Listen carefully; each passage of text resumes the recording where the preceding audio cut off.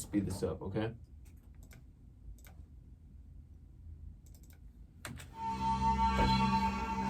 Ooh, it's time to talk about the real world of professional wrestling with the total Smark and Drew Green. Oh boy! What a week to be a wrestling fan, man. What a week. Summerslam weekend. Takeover weekend. Possibly CM Punk is going to make his debut appearance at AEW. Hey, this is the Total Smark Wrestling Podcast. I'm the Total Smark, a.k.a. Andrew Green. Follow me on Twitter at Andrew P. Green. And do I have something to talk about? I have so much to talk about because it's such a big weekend, but it was a big week for me, a big week in my wrestling life, because for the first time ever, this past Wednesday, I went to my very first AEW Dynamite, my very first AEW event, and it was one of the best wrestling shows I've ever been to. It was one of the best AEW Dynamites ever. I'm not saying that because I was there. It's because I truly believe this was one of the best AEW Dynamite shows in his... Tony Khan said himself at the end, this was truly one of the best Dynamite... I can't talk like him. He said this was one of the best Dynamites ever. Because look at the card. Sting and Darby Allin. Boom, baby. Chris Jericho and MAF. What? Sammy Guevara. Hometown hero. Hometown boy. He proposed to his girlfriend, by the way, during Dark. It was actually pretty awesome. But who else did you have? You had Thunder Rosa, man. She's from Texas. Thunder Rosa is awesome. You had Jungle Express versus the Young Bucks, for crying out loud. It was a fun show, man. It was. I walked in that building at 6:15. I left there at 10:15. Dynamite's 2 hours, but they, as you may know, they tape for their YouTube shows. Dark Elevator, they tape for AEW Dark before and after the show. So there's that extra hour. But for those 4 hours I was inside that building, that crowd was energetic the whole time. That crowd was popping the whole time. That crowd was into it that whole time. What you see on TV is one thing, but when they're actually there, just like anything, it's a different feeling. It's a different experience. It's a different sensation, because it's like, whoa, the energy in here, I'm getting dragged into it. This crowd is getting stronger and stronger as the night goes on, and I am not used to that for a wrestling show, because all the WWE shows I've been to, there's at least a couple of times where the energy dies down, especially during a 3-hour Monday Night Raw. I've been to a Raw, to where an hour into it, I'm looking at my watch, it's like, oh, 2 more hours? This was a couple of years ago, 2 more hours? We haven't even seen a legit match. They're just talking. There's a commercial break every 10 minutes. What am I doing here? But for this show, they went at it the whole time, especially during Dynamite for those 2 hours. And I've been watching basically every single Dynamite, and this was one of the best shows. It flew by, and seeing those wrestlers there in person, some of them for the first time I've seen them, is like seeing a band you like for the first time, or seeing an actor you like for the first time. But when you're a wrestling fan, seeing those wrestlers who you watch on TV, who you play with in the video games, who you buy the action figures for, seeing them in the ring doing what they do is an awesome feeling, especially when I've never seen a guy like Sting ever wrestle. And here I am in the Fertitta Center in Houston, Texas, watching Sting, a 61-year-old man, wrestle 2.0 with Darby Allin for the first time on TNT since the last Monday Nitro Live. And whoa, does he still have it or what? I'll get to that more in a minute. But that crowd was awesome.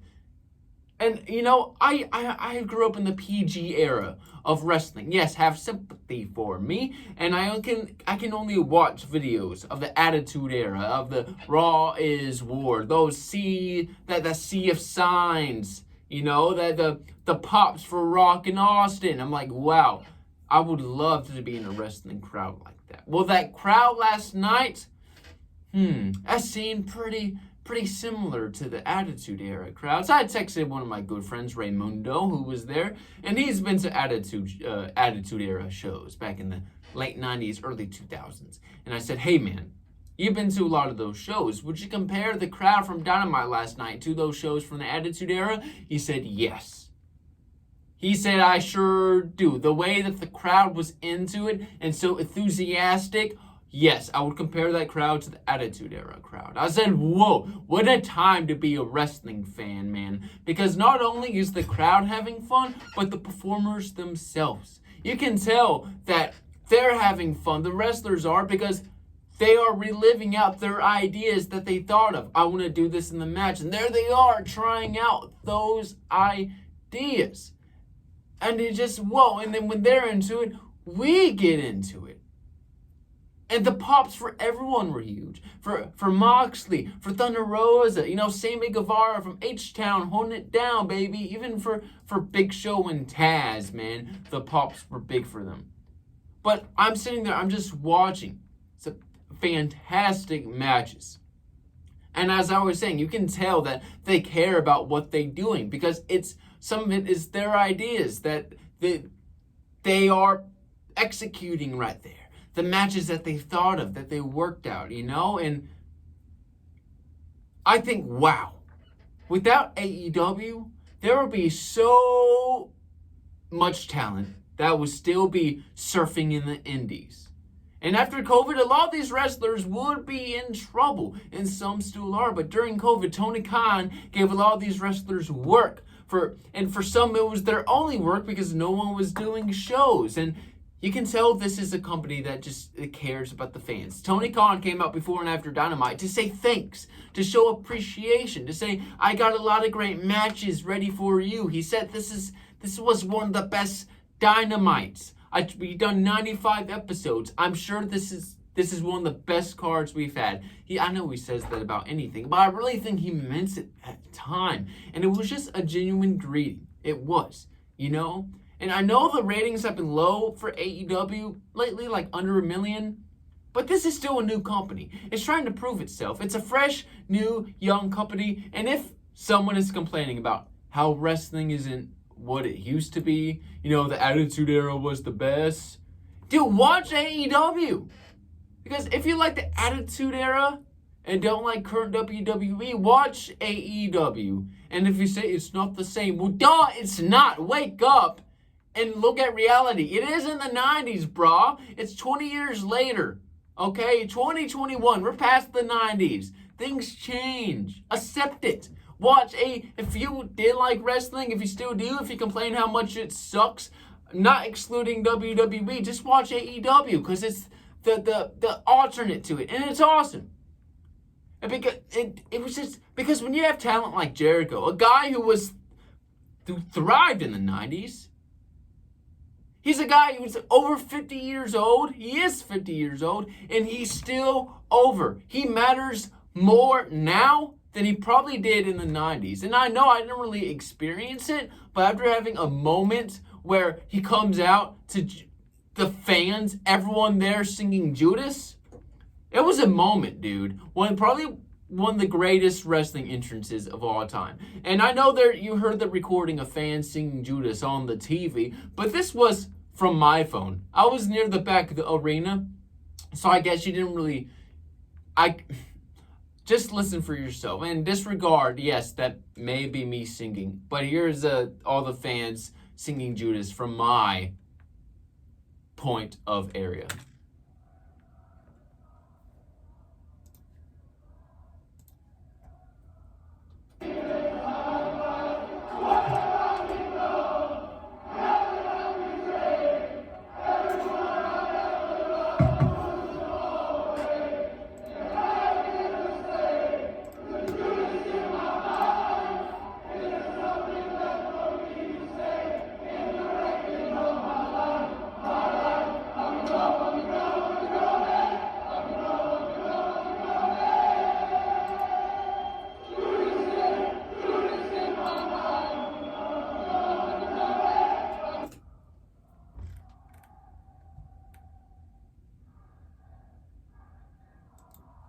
Wow.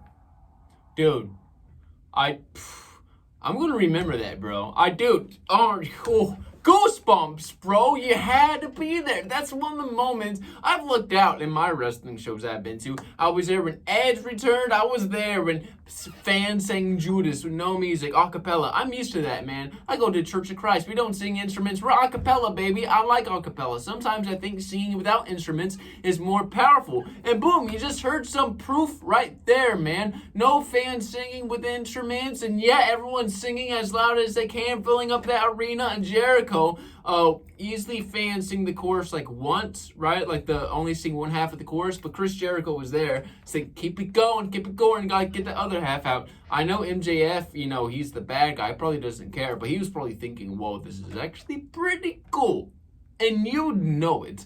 That's right. But hey, something I want to talk about during Dynamite is some of the differences I've seen between how AEW does things to the things I've seen WWE do. And one thing is the commercial breaks, because during, Raw or SmackDown, sometimes they dim the lights, or when they don't, sometimes the performers just, go on a hold, or they do something to where they don't really do much. They save the action for the camera. And for AEW, I know they do picture in picture, but you didn't know that they were going to break, because the action kept on going, especially during the Jungle Boy, the Lucha Express, and the Young Bucks match. Just stuff like they kept that going. I didn't know when they were going to commercial or not, because they kept the fans engaged in the match. When I feel like people go into commercial break, they're going to hold the fan. Okay, we're going to sit back on our hands. We're going to wait for us to come back to commercial break. But for that, we were in it the whole time during those matches, because we didn't know when they were going to break or not, And this is also what I noticed was a big difference. But every time you got slammed on the mat, you didn't hear the sound of the impact going over the speakers. When you go to WWE shows, there's a mic underneath the ring, or they have it gimmicked up somehow. But when everyone stomps on it, or they get slammed on the mat, that sound goes over the speakers, and it sounds so fake. And it's so loud, and I'm glad, and it's delayed too. Someone hits, then you hear it. And I'm glad AEW doesn't do that. They may have a mic, I don't think so, but when someone landed on it, you heard the bass of the impact of when someone landed on the mat. It's authentic, because that's what it is, Even, the piped in mat sound, it's the real mat, but just sounds fake. And I don't like that, so I'm glad AEW doesn't do that. But at Dynamite, I got to see how truly great the Young Bucks are. And they're great. I know, one of the best tag teams in the world. Probably the best tag team in the world. But hey, on TV, it's hard to focus on something just because there's so much going on, especially during the tag team matches. Because, their style, because of their style, there's so much going on. But that match with Jungle Express, if you watch it, dude, it was awesome. Because, the Young Bucks, their style is different from traditional tag teams, but the Jungle Express, they can match the level of the Young Bucks, or at least come close to the same level that the Young Bucks are on. And I'm there. I'm not being distracted by the commercials, and I have a good view of the ring.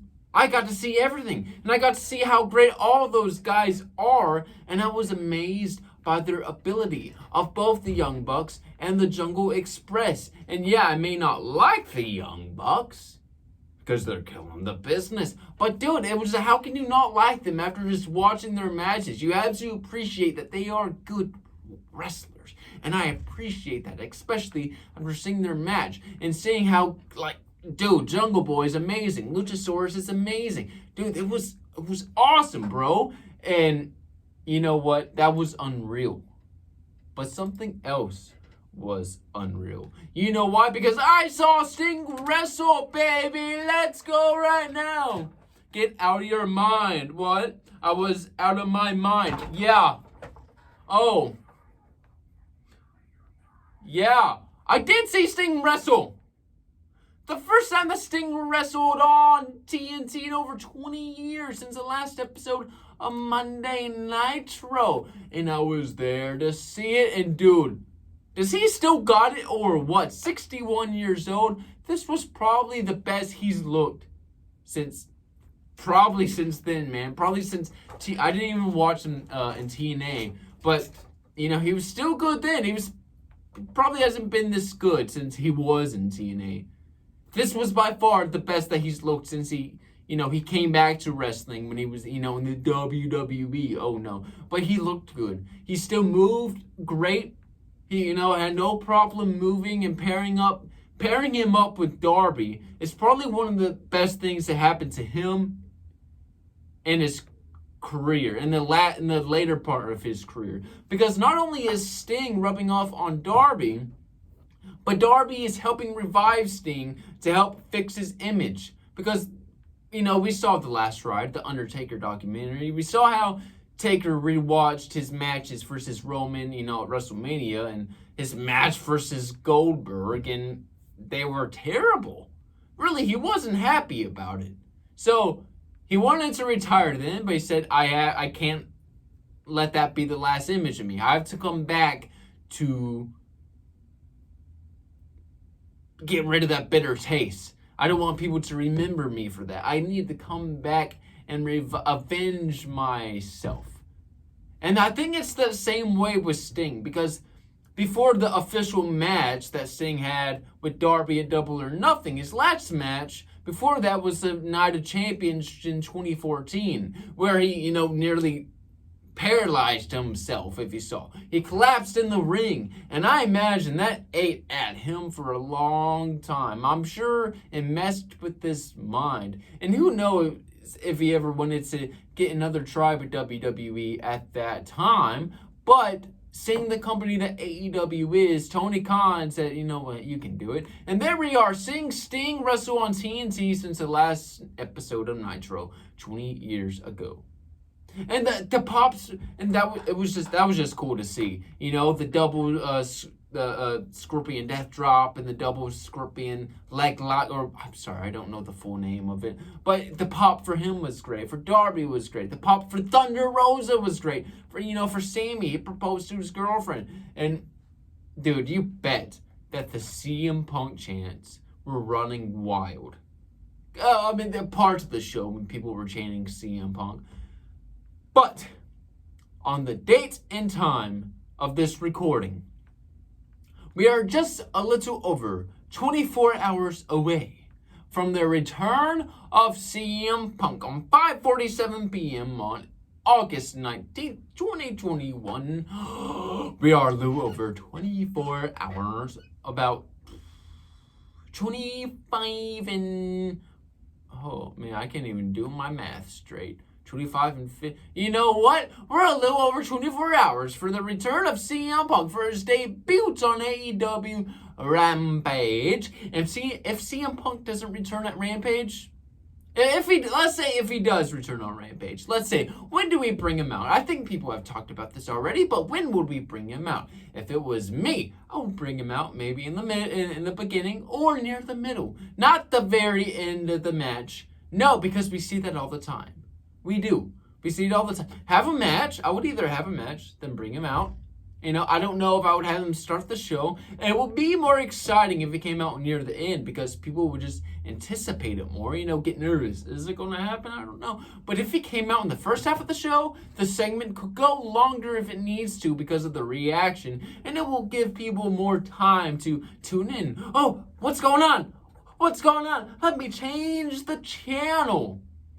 Besides, if it was the last 5 minutes of the show, he's out. People change the channel, show's over. And Punk barely had enough time to get words out because the fans were so loud. And so, but, with all the trolling and with all the hints, Kenny Omega wore a shirt on Dynamite that said, it said Chick Magnet. And then he had another shirt that had a Cookie Monster on it a few weeks ago. And that's great, but hey, I'm a little sour about this, okay? Dynamite and Rampage were both in Pittsburgh last week. Why can't they do that in Houston? Have Punk come to H-Town. Yeah, it's different. He's not from Houston, but still, come on, man. But Rampage. First very episode, it was really, really good. Christian showed up. And he showed us why he's one of the best ever. Britt Baker showed us why she's one of the best ever. Red Velvet really stepped up her game. She will eventually be a big star in the women's division, which it desperately needs. And Miro destroyed Fuego del Sol, which is now all elites. I give it 5 stars. For the very first show of AEW Rampage, it delivered on all levels and it flew by because I had fun watching it like I do when I watch AEW. You know, I didn't catch all of SmackDown when it aired. I did, DVR it and go back and watch. Then I had about 30 minutes left when Rampage started, so I flipped over to Rampage. And after it was done, I didn't even feel like watching SmackDown. Not because it wasn't a bad show, it just isn't near the same level that AEW is on. It wasn't on the same level from what I just watched. An hour packed of action, of intrigue, of passion. It was a fun show, and I really, really, really enjoyed it. And do I really want to go back and watch? Gee, I don't even know.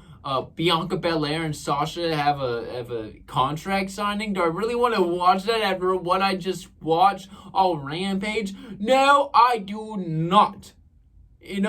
But I guess I need to talk about WWE now. No, I'm a AEW mark now, bruh. I'm gonna watch Dark and Dark Elevation every week. Bruh, I don't know if I'll do that, but I'm an AEW mark, man. Seriously, I am. I guess I kind of am. Was there from the beginning. I enjoy watching both of those shows.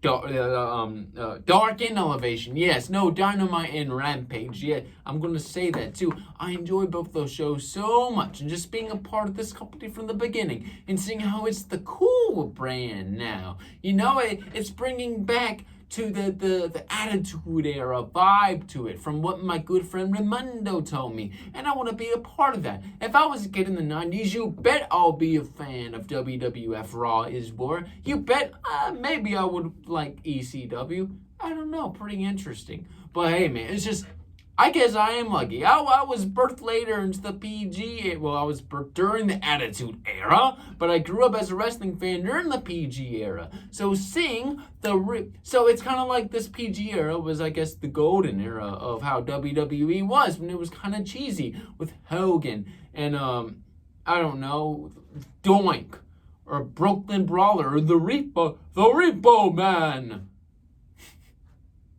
But hey, how it was cheating, Isaac D. Yakum. We do have a dentist. But she's a road doctor. So it's different than AEW. But, yeah, AEW is starting it. So maybe WWE will change its format a little. They said they're not competition. So I really don't think they will. Even though NXT was going there, but we know how that's going. It's changing up a little. But let's talk about this. It's SummerSlam weekend. Woo!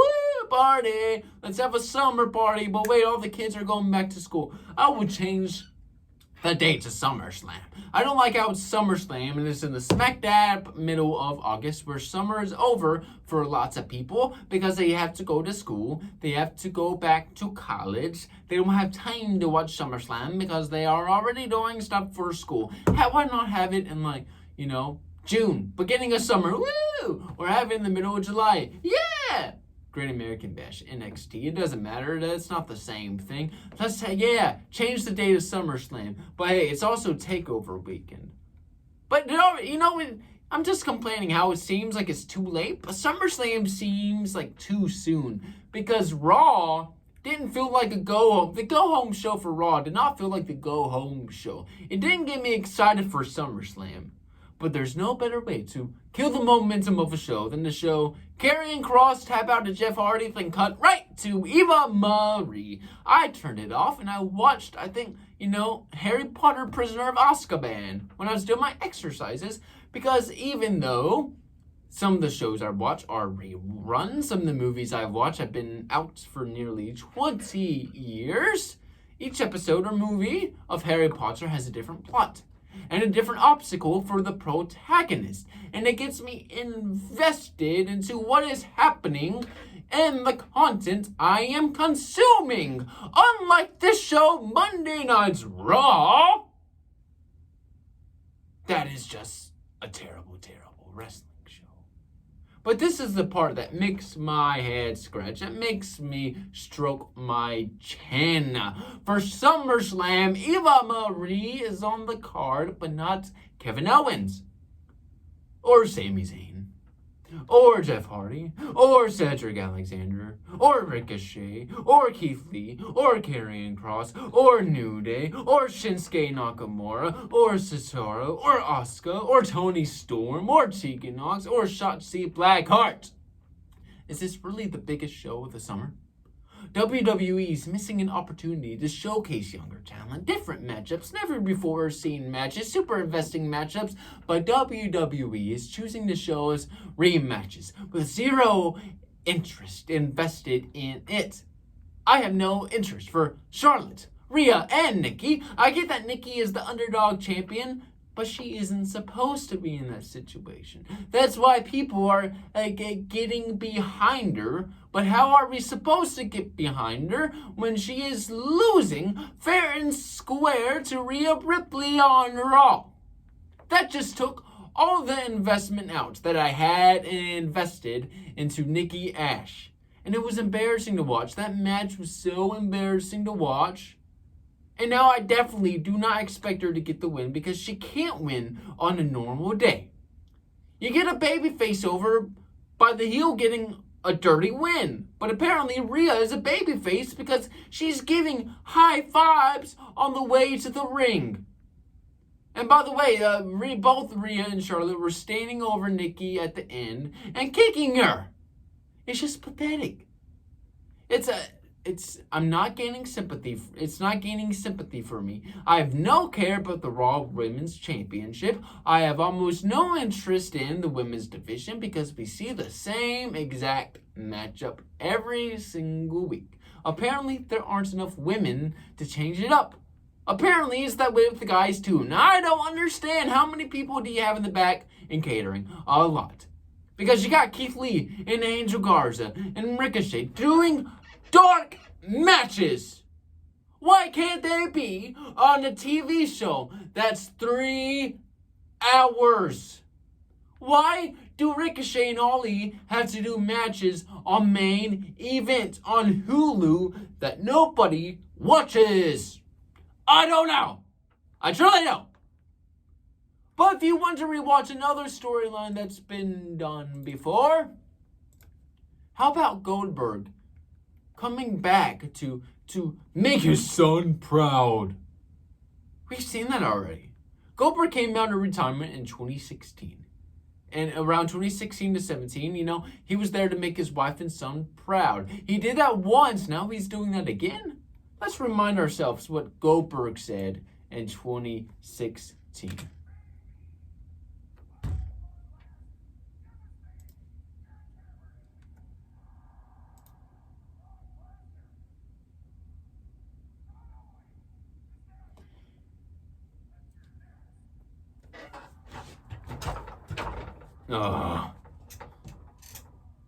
Is he next? Yeah. Oh, really? And drop the mic and walk away and come back. And in 5 years, in that 5 years, you're going to bury the Fiend. You're going to nearly kill the Undertaker. And you're going to randomly wrestle Dolph Ziggler at SummerSlam. Maybe you're last. Maybe I'll come back for a little more dough. I'm baking a pizza. I need some more dough. I need some more green for my salad. Then he says, may I introduce to you this past Monday? May I introduce to you my son, Gage Goldberg? We know who that is, Dad. Dad, we know. You know that person that, that you've met before? Then you see him at the next party and go, hey, man, gonna say, I don't think we've met before. Yes, we have. Your name is Jeff. I met you last week. Oh, I don't think so. Yes, I shook your hand. This is how this is. We've seen this storyline already before. And, I didn't watch wrestling every week back in 2016. And when Goldberg started to come back, I knew he was champion. And I even thought back then, man, it's pretty sad that WWE has to sell tickets by reliving the past. It is. And he's still doing that. When I'm back into wrestling, as a fan, I am seeing what happened when I wasn't a fan 5 years ago. Oh, isn't that something? Goldberg was yelling on Raw about to Bobby Lashley how Bobby brought his son in. You brought my son into this. Goldberg, you're the one that brought your son to Raw and had him sit in the front row.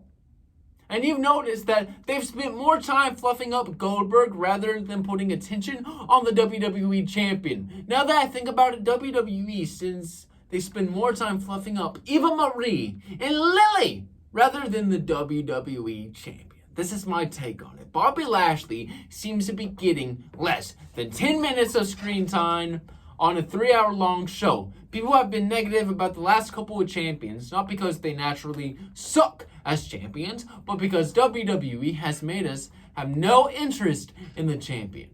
Dude, make Bobby the head of the table on Raw. Heck, if he is a part of the Hurt Business, whatever that is right now, he's the boss. And make the Bloodline versus the Hurt Business as Survivor Series. But the decision of one man brings heat on the whole company. And I think Drew's run as a champion was tarnished because of him being booked as good guy Drew. Drew is naturally aggressive in the ring, and I wish we saw more of that when he was a champion. But Bobby, he fits great in his role. You know, being the tough, mean guy. Dude, he looked like money. He did, you know, with the girls and the suits and the champagne. And when it was time to throw down, he threw down. But WWE has been booking the United States Championship better at points. Heck, the 24/7 championship segments are more entertaining at points. And Bobby has had great matches as champion with Drew, and he destroyed Kofi. He made him look dominant and awesome. But when it comes down to Monday Night Raw since Money in the Bank, it's like they are trying to hide Bobby from us. And we will see him in the last 5 minutes of the show.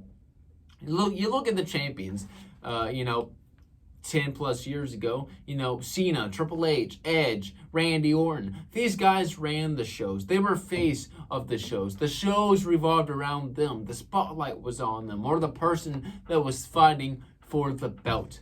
Bobby should be running the locker room like it's his, destroying those that try to get in his way. And we've seen it, like Drew and Kofi. But besides, Drew and Braun, we haven't really seen someone threaten Bobby and have him in fear of losing his championship besides Goldberg. And Goldberg said this recently, and I thought, rubbish! He said, serving the business is our responsibility. That includes getting butts in seats and making people invest in the product. And it also means you have to give back. I didn't always do that before. Oh, really? But that's my duty, and that's a big reason why I'm here. I owe the business a lot more than I have given it. I can provide a star like Bobby Lashley a worthy adversary. I need him to come back for that reason. There's also a plethora of talents that I believe is on the cups of stardom, and I'm here to elevate them to that next level. What? This is coming from a guy who squashed the Fiend and continues to come back 2 times a year and immediately gets a title opportunity. And he says, I didn't always do that before. Well, yeah, duh. Now, if Goldberg wants to help put a guy over, did he say that he's going to lose to Bobby when he says, I can provide a star like Bobby Lashley a worthy adversary? Is that disrespect to everyone else in the locker room? But if Goldberg wants to help put a guy over like Bobby Lashley that will help him be remembered as a champion, dude, I have a great idea. Let Big E cash in at SummerSlam. Mr. Money in the Bank. Let him cash. But no, Baron Corbin. I forgot about that. Baron Corbin stole the Let's say Big E gets it back from old man Corbin. What if Corbin comes into you know what? I didn't even think about this too just now. What if Corbin tries to cash in on that? He'll probably cash in on the Universal Championship. Ew. Wow, really? That would be entertaining, but I didn't even think about that. Wow. Don't steal my ideas now. Okay, well, let's see Big E try to, get redemption for Kofi and Xavier Woods. Let's say Big E cashes in on the WWE Championship.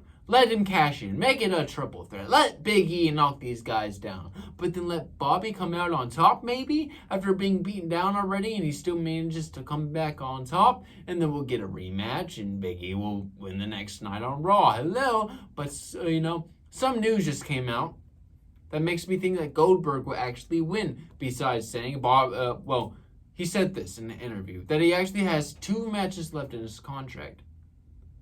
But if the match between Bobby and Goldberg ended, and Goldberg won, and Big E cashed in, will that count as one of those matches?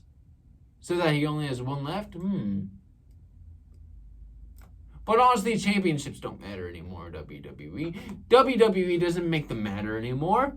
What does it mean to be Intercontinental Champion? Apparently nothing, because the IC champion, Intercontinental, Shinsuke Nakamura, he's not on the card.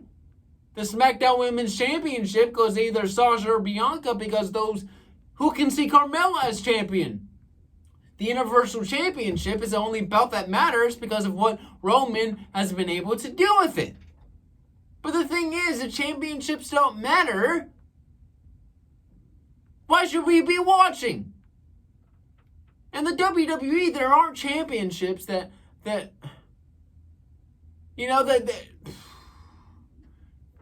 WWE, there are championships that do not matter because the person who holds it does not matter. Last year, I watched the storyline where David Arquette won the World Heavyweight Championship in WCW. And as you know the story, Vince Russo put it on him because he saw the championship belt as a prop. He didn't respect the history of it, and he wanted to make a TV show rather than a wrestling show. And I don't think WCW 2000 is that much different from Raw 2021. Because when you have Talking Dolls, a supermodel reality TV star that doesn't want to wrestle, a girl that puts a cape on, a guy from the circus, and a girl named Dewdrop all in one show, it's more of a variety show than a wrestling show. And Raw is the only weekly wrestling show that's 3 hours. And before that it was Nitro. And they went 3 hours because of the success of the WWF. And this is what Eric Bischoff has said about Nitro going to 3 hours. He says, I just knew it was the wrong move. If 2 hours wasn't working, going to 3 wasn't going to make it work better. And that wasn't the problem. It wasn't even the reason why we were forced to go for 3 hours. We weren't asked. I didn't get to vote. It wasn't a democracy. I was told you're now going to 3 hours. That was the end of it. I think it may have come in an email. Their solution was we needed to improve the bottom line. Let's go to 3 hours. That will work. Sure, short term it will work. You'll create more revenue and you'll kill the product in the business, but I didn't get to vote. So Raw is 3 hours because it wants... End quote. So Raw is 3 hours because it wants to take trends from WCW. Well, no, baby, it's the advertising. This goes back to what I was saying, the difference between Raw and AEW. Raw is bad and it's a brand, but AEW is a fun experience. But hey, I hope the crowd for Summerslam is going to be great. And I know the crowd for NXT TakeOver 36 is going to be great, but I wish it was in an arena. But before I wrap it up for today, let's go through the card once again. Universal Championship, Roman Reigns versus John Cena. It would be awesome if Flair was there. Especially if Cena won. But hey, Flair is on the train apparently, and he can't be there. But Cena beating the record of Ric Flair. It's not like a super point in the story, but this feud is great. It will really validate if Roman won. But hey, I could see John Cena win. This is one of the only matches that I really care about, and it'll be a really cool match, and I can't wait for it.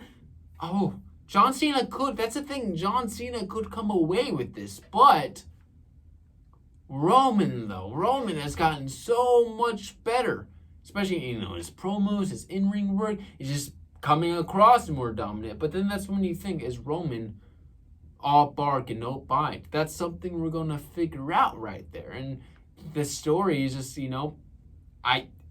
I'm loving it right now. I'm loving this match up between John Cena and Roman Reigns. But hey, who do I think is going to win? Oh, see, that's a tough one because I could see it in both. I think Roman's going to come out on top. Raw Women's Championship, Nikki, Charlotte, Rhea Ripley. I could care less, but I hope Nikki Ash can be the underdog in this. And they can piss Rhea and Charlotte off even more. WWE Championship, Bobby versus Goldberg. Bobby will win. I think Big E will cash in and win. That would be cool. I would like that to happen. In reality, I can see Goldberg winning. I can. Goldberg is going to win, in my opinion. I think there's going to be a big title change. What's his name? Roman's going to keep up. I think Goldberg's going to win.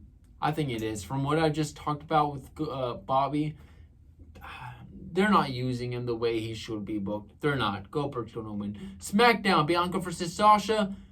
I think it's on now. I think it is. But I think there's going to be interference by Carmella and Zelina Vega. It's going to throw Sasha off, and Bianca will get the win. So her plan is going to backfire. Edge versus Seth Rollins. Dude, if Seth loses, it will still be over. I'm going to go for Edge, man. I've explained how this feud needed to happen for both of them a few weeks back. You know, Seth has been booked not the best since winning the Universal Championship, and Edge needs someone that he can help get over and who can help showcase why Edge is a legend. So SmackDown Tag Team Championship, Usos versus Mysterios again, but hey, it will be good. I think the Usos need to come up with the win, as we've seen on SmackDown over and over. And I just think the Usos will. And Roman will win. They will still carry on that bloodline storyline.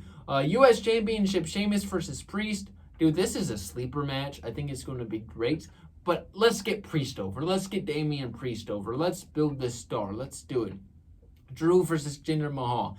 I have no interest in this story because we've seen it so many times already, dude. And it's just cheesy with the sword that's in there. And I wish the story would more revolve around the history between these two being in the three-man band, and it doesn't. So I'm going to go for Drew because he's won every one so far that he's faced Jinder and Sheer and Venki or, you know, whoever they are.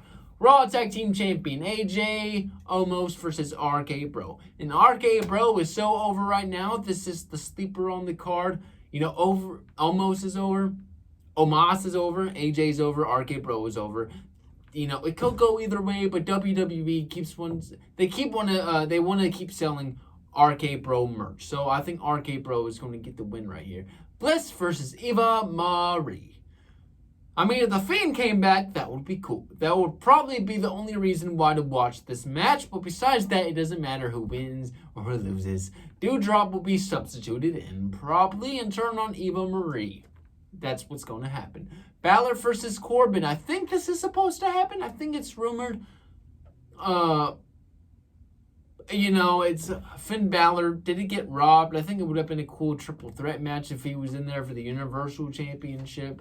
But you know what? Baron Corbin is so entertaining right now. And it's weird to think that, you know, his character right now is so great. After being booed with Go Away Heat by being the general manager on Raw, wearing the dress shirts, becoming a king, being called STD by The Rock. No one cared about Corbin then, really. But now he's a washed-up scumbag, and people love it. It's actually great. And I love how he comes out and his song plays for 10 seconds, and that's, you know, how much he could afford, is those 10 seconds of his music. And I think it's awesome, and I love it.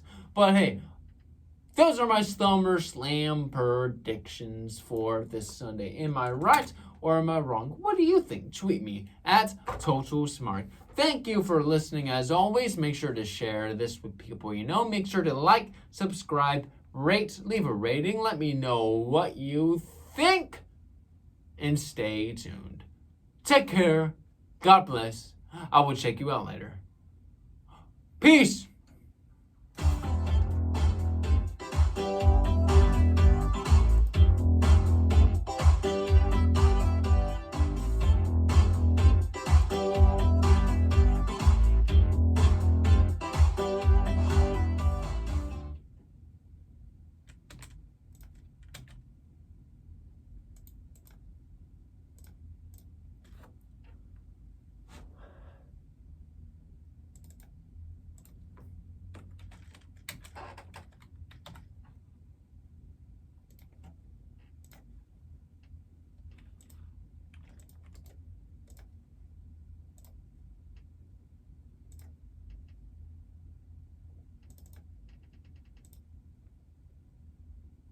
What did it do?